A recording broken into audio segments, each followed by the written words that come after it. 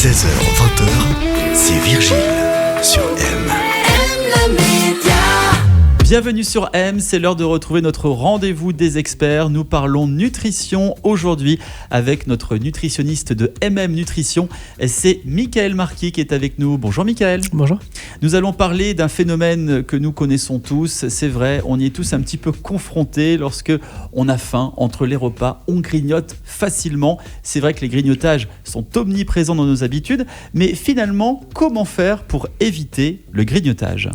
Alors pour éviter le grignotage, la première chose à faire, c'est vraiment avoir une structure au niveau de l'alimentation.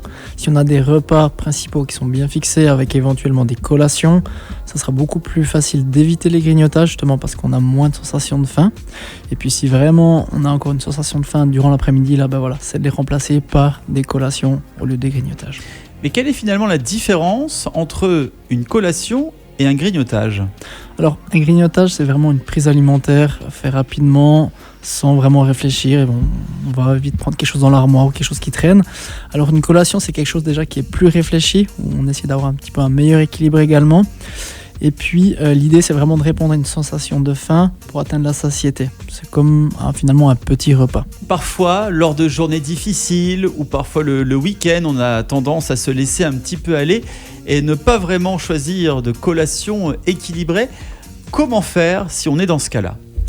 Effectivement, c'est connu que c'est pas toujours tout rose dans la vie.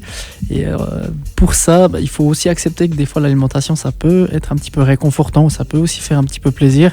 Il faut faire surtout attention aux quantités. Donc pour ça, le conseil que je donnerais, c'est prendre le temps finalement de savourer ce moment de réconfort, de définir un petit peu des quantités et puis de savourer en prenant le temps. Et c'est comme ça qu'on va limiter en fait le surplus de quantité. Je me souviens lorsque j'étais stressé, je prenais un gros pot de pâte à tartiner avec le doigt. Je mangeais justement cette pâte à tartiner pour, on va dire, me déstresser un petit peu. C'est vrai, c'est pas vraiment la meilleure solution, mais parfois il y a effectivement des personnes plus sensibles que d'autres à l'alimentation et notamment au grignotage.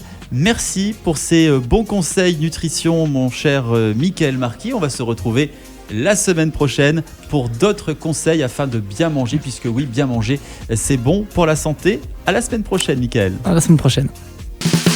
M-Média.